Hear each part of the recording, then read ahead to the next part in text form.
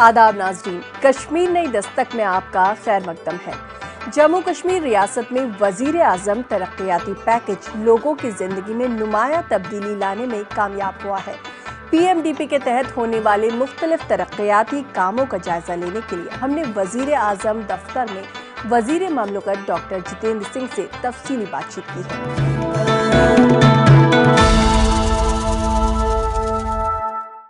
आज कश्मीर नई दस्तक में ऑटम FAM टूर प्रोग्राम का चला जादू, मुल्क के कोने कोने से आए सयाह, प्राइम मिनिस्टर तरक्याती पैकेज का तफसीली जायजा और आखिर में शाजिया बशीर की आवाज में खूबसूरत कलाम खास आपके लिए।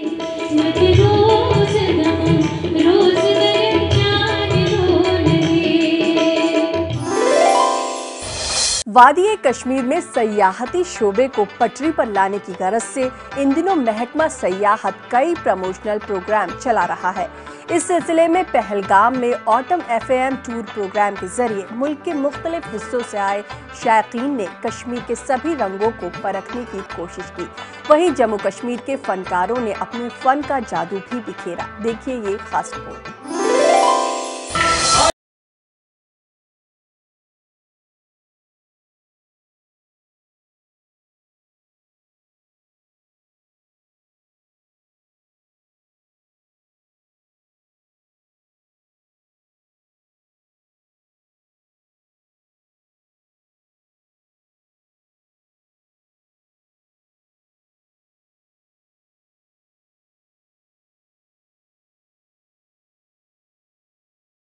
ये 3 रोज़ा प्रोग्राम सयाहती शोबे में नई रूह फूंकने की गर्ज से महकमे सयाहत की एक नई पहल है। इस कोशिश के तहत मुल्क भर के टूर ट्रैवल एजेंटों, सयाहों, सहाफ़ियों और ब्लॉगर्स को कश्मीर मदऊ करके इन्हें कश्मीर की सही पहचान से मुतारिफ किया जा रहा है। साथ ही नौजवान फनकारों को भी एक प्लेटफॉर्म मुहैया कराया गया और गैर रियासती मेहमानों के सामने इन्हें मुतारिफ किया जा रहा है। मकसद मुल्क और मुल्क से बाहर कश्मीर की तस्वीर को दुरुस्त करके ज़्यादा से ज़्यादा मेहमानों को इस वादी गुलपोश की जानिब राग़िब करना है, ताकि पटरी से उतरी हुई सयाहती सन्नत में नई जान डालने के महकमे सयाहत के अहदाफ पूरे हो सके। फोकस रहा हमारा कि जो नेगेटिव परसेप्शन है लोगों के अंदर आउटसाइड स्टेट, उसको रिमूव करने का, कि लोगों के जहन में है कि कश्मीर जाना चाहिए नहीं चाहिए, 2 बार वो सोचते हैं। तो हमने कोशिश करी है, this is the safest tourist destination specially for the womens. जो डिफरेंट स्टेट से आए हुए लोग थे और ट्रैवल ऑपरेटर्स थे और आम विजिटर्स भी थे, तो जब उन्होंने देखा कि ये कैसा माहौल बनता है, यहाँ कैसा समा छा जाता है इन वादियों में, इन खूबसूरत हसीन वादियों में, तो simply they were mesmerised with the beauty. मुल्क के मुख्तलिफ हिस्सों से वादी आने वाले अफराद मनफी बनी हुई कश्मीर की शबीह की नफी कर रहे हैं।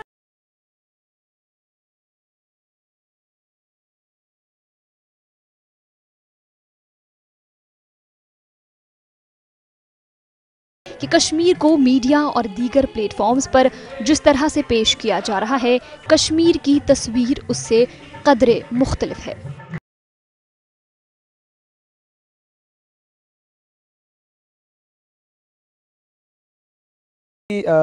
टूरिस्ट को, आवाम को यही कहना चाहूँगा कि देखिए, हम सब आए हुए हैं, हम स्टूडेंट्स भी आए हैं हमारे साथ और फैमिली मेम्बर्स आए हैं, लोग टूरिस्ट आ रहे हैं, सब लोग बिल्कुल आराम से यहाँ घूम रहे हैं और इस पैराडाइज ऑन अर्थ का जो है मज़ा लुत्फ़ उठा रहे हैं। जो नेगेटिविटी फैली है तो वो मैं बताना चाहती हूँ कि ऐसा कुछ भी नहीं है। मैं हर साल यहाँ पर आती हूँ, हर साल यहाँ पर एंजॉय करने आते हैं, मेरी फैमिली यहाँ पर है, मैं उनके साथ यहाँ पर पहलगाम घूमने आती हूँ, गुलमर्ग घूमने जाते हैं। यहाँ के लोग बहुत सपोर्टिव है, बहुत सपोर्ट करते हैं। बहुत अच्छा लगा यहाँ पे आके, वैसा कुछ नहीं लगा जो र्यूमर वहाँ फैले हुए, ऐसा कुछ नहीं लगा। बहुत खुला मतलब सब कुछ है, फ्रीडम है, सब कुछ है, कुछ नहीं लगा जैसे बाहर सुनाई देते कि ऐसे है वैसे है, कुछ नहीं है ऐसा। वाज़ेह रही कि सयाहती शोबे को कश्मीर की मईशत में रीढ़ की हड्डी का मकाम हासिल है और यहाँ की आबादी का एक कसीर हिस्सा सयाहती सन्नत पर किसी न किसी तरह से इन्हिसार करता है। ऐसे में सही मानों में कश्मीर की अक्कासी करने की बेहद ज़रूरत है।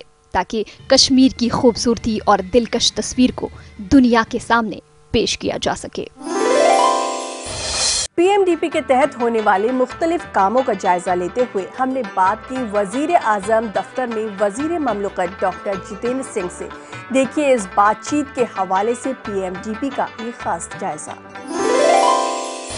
डॉक्टर साहब, आपका खैर मकदम है कश्मीर नई दस्तक में। जो वज़ीर-ए-आज़म तरक्याती पैकेज जो ऐलान हुआ था, किस चीज़ों को ध्यान में रखकर किया गया था? जो पीएम पैकेज वज़ीर-ए-आज़म प्रधानमंत्री श्री नरेंद्र मोदी जी ने 7 नवंबर 2015 को श्रीनगर में एक आम जलसे में जिसका ऐलान किया था, उसका एक इकोनॉमिक या माली या आर्थिक पहलू तो है ही है, लेकिन वो महज वहाँ तक महदूद है ये कहना भी मुनासिब नहीं होगा।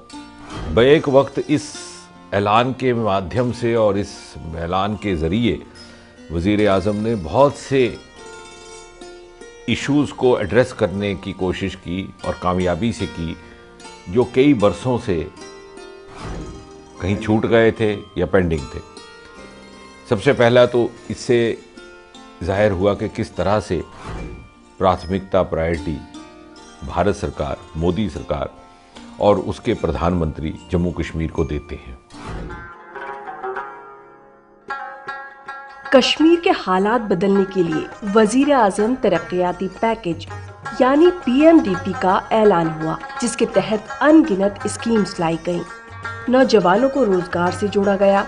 सैलाब में तबाह हुए लोगों की जिंदगी फिर से एक बार आसान बनाई गई। नए अस्पताल, कॉलेज और स्टेडियम्स बनाए गए।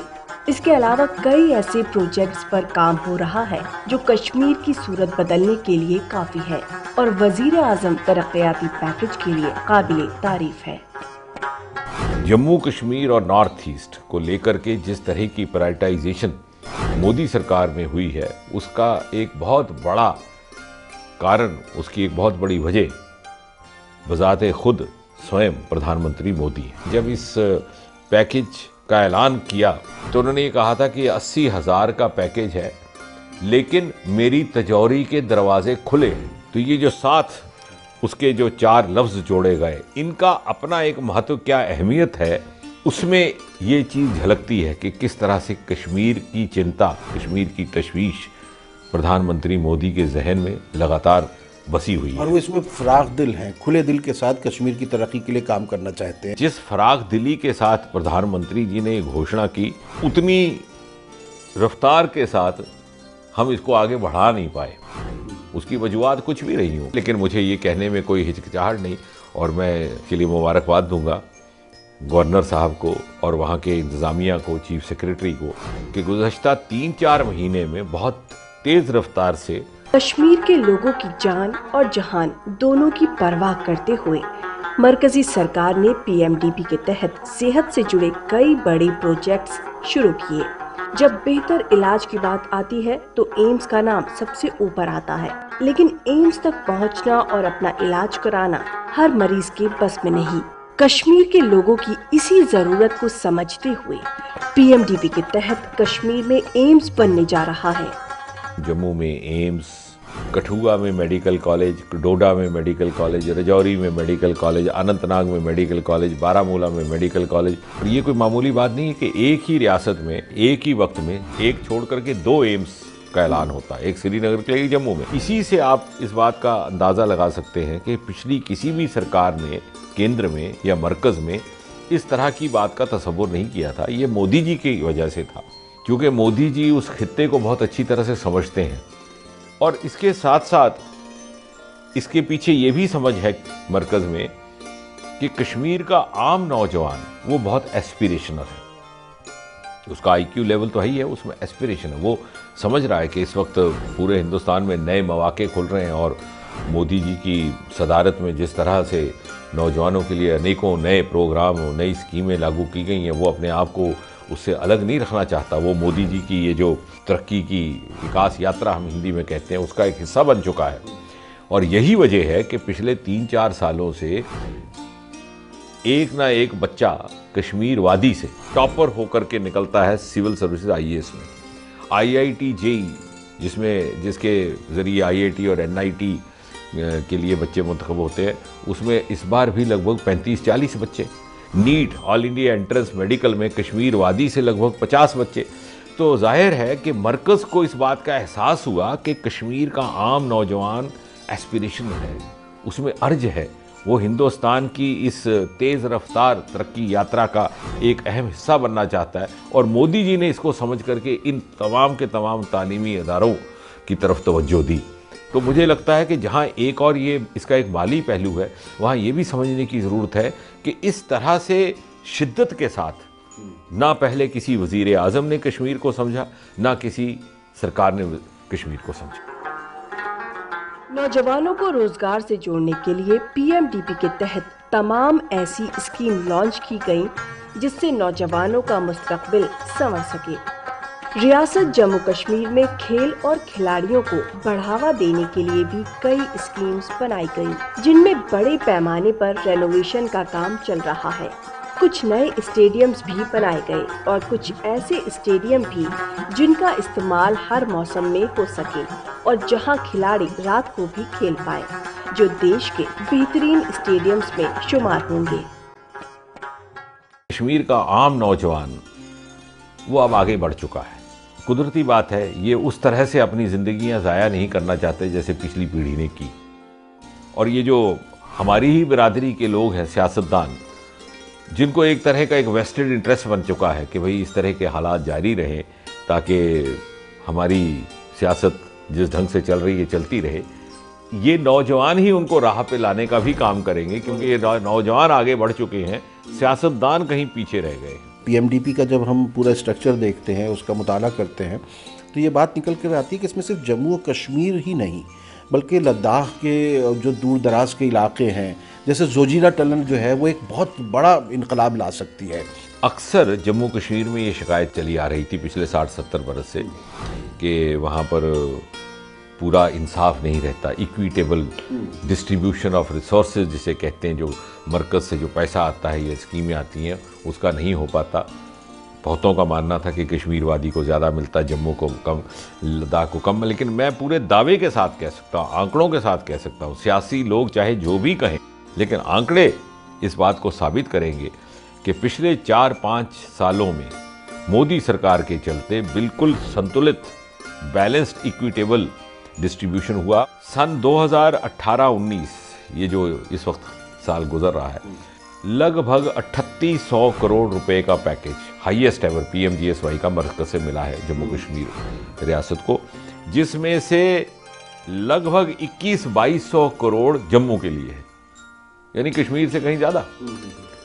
उसकी वजह यह है कि जम्मू में काफ़ी एक पहाड़ी इलाके हैं, उधमपुर का ज़िला है, कठुआ का ज़िला है, जहाँ कॉस्ट ऑफ कंस्ट्रक्शन ज़्यादा है और उसकी ज़रूरत ज़्यादा थी, क्योंकि घाटी का काफ़ी सारा प्लेन का हिस्सा है, वादी का। तो कहने की मुराद ये कि ज़रूरत की बुनियाद पर पैसा देने का अमल पहली बार देखने को मिला है, और इसलिए अब ये कोई नहीं कह सकता कि सारा पैसा घाटी में जा रहा है या वादी में जा रहा है। सड़कों की बात है, जैसे 4 लेनिंग हुई, उड़ी की तरफ और कमन पोस्ट की तरफ और कारगिल की तरफ भी रोड जा रही हैं, बहुत अच्छी सड़कें हो गई हैं। अभी मैं फेसबुक पर ही देख रहा था, कुछ जो बाइकर्स वगैरह जाते हैं। जोजिला की बात, जोजिला टनल बड़ी नुमाया मिसाल है। और मुझे लगता है कि सवाल तो अब ये पूछना चाहिए नौजवान को कि पिछले 60 साल में यही लद्दाख, यही लेह, यही कारगिल, यही जम्मू, यही हाईवे, तो ये सब पहले भी तो हो सकता था। और ये उड़ान से भी जुड़ रहे हैं, उड़ान से भी जुड़ रहे हैं, क्यों नहीं हो पाया, ये सवाल है।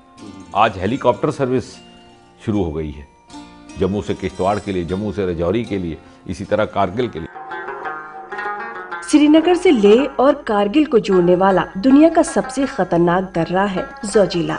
इसी दर्रे से लद्दाख और करगिल जाती है जरूरी अशिया, लेकिन यहाँ पतली सड़क और गहरी खाइयों से होकर गुजरना अक्सर जानलेवा होता है। मुख्तसर सा ये रास्ता अक्सर कई घंटों और यहाँ तक कि बर्फबारी के सबब कई दिन में तय होता है। वजीर आजम तरक्याती पैकेज यानी PMDP के तहत जोजिला टनल के काम की शुरुआत से इलाके के लोगों में एक उम्मीद जगी है। वहीं इस टनल के बन जाने से रोजगार के रास्ते भी खुलेंगे। सिर्फ वहाँ के रहने वाले लोगों के लिए नहीं, फौज के नज़रिए से आप देखिए, एक ऐसा हर साल वक्त आता है नवंबर दिसंबर के लगभग, जब बर्फ़बारी बहुत ज़्यादा हो जाती है, तो आप हवाई जहाज़ के ज़रिए पहले से ही वहाँ पर सब डंपिंग करनी पड़ती है सारी अनाज की, खाने पीने के और सारी जितनी भी आइटम्स हैं। लेकिन जब आपको ऑल वेदर रोड होगी तो कितनी सहूलत हो जाएगी, और सिक्योरिटी पॉइंट ऑफ व्यू, सुरक्षा की दृष्टि से रोजगार के मौके पैदा होंगे, टूरिस्ट हर मौसम में आ पाएंगे, तो उस इलाके की तरक्की हो जाएगी। बिल्कुल बिल्कुल। बल्कि एक और प्रोजेक्ट बड़ा अहम है जिसका मेरे साथ थोड़ा ज़ाती ताल्लुक भी है, इसलिए कि वो मेरी कॉन्स्टिट्यूंसी के साथ वाबस्ता है। Katra Amritsar Delhi express corridor road, express way, उसी अंदाज का जैसे कि पूना बॉम्बे एक्सप्रेस वे है, या आपका यहाँ गाज़ियाबाद नोएडा है। Longest express way of India इसको कहा जाएगा। लगभग 3500 करोड़ से ज़्यादा सिर्फ इसके बनाने पर रहेगा। लैंड एक्विजिशन और बाकी काम बाद में होंगे। इसका सर्वे शुरू हो चुका है। ये कटरा से सीधा एक्सप्रेस वे अमृतसर होता हुआ दिल्ली।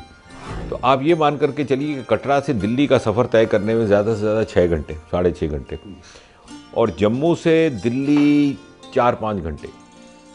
तो मैं तो तसव्वुर करता हूँ कि ऐसा ज़माना आएगा कि लोग हवाई जहाज़ में बैठना पसंद नहीं करेंगे, रेलगाड़ी में बैठना पसंद नहीं करेंगे, क्योंकि बैठने उठने चढ़ने उतरने में ही इतना वक्त लग जाता है। ये तो घर से गाड़ी स्टार्ट करे और सीधा पहुँचे। जब आपस में आना जाना बढ़ेगा तो जो हम नेशनल इंटीग्रेशन की बात करते हैं उसमें भी कहीं ना कहीं मजबूती है। जम्मू और कश्मीर के लोगों की बिजली की जरूरत को महसूस करते हुए मरकजी सरकार ने पीएमडीपी के तहत बिजली से जुड़े कई बड़े प्रोजेक्ट्स पर काम शुरू किया।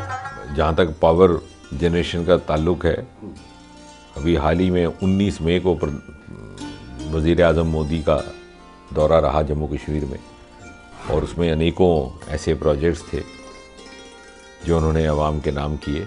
उसमें से एक पक्कल डुल का प्रोजेक्ट है किश्तवाड़ में, जो अपनी तरह का अनोखा, क्योंकि सबसे बड़ा पावर प्रोजेक्ट रहेगा, और उसके बनने के बाद वो सारा का सारा खित्ता, सारा का सारा इलाका पावर सरप्लस हो जाएगा। जैसे जैसे हालात मामूल पर आएंगे तो ये सब जो कोशिशें हैं ये भी अपना रंग दिखाने लगेंगी। और इसमें कोई शक नहीं है कि चाहे सड़कों की बात है, चाहे तालीमी इदारों की बात है, चाहे अस्पतालों की बात है, लोगों को भी ये समझ में आने लगा है कि इससे बेहतर हमारे पास और कोई विकल्प नहीं, ऑप्शन नहीं।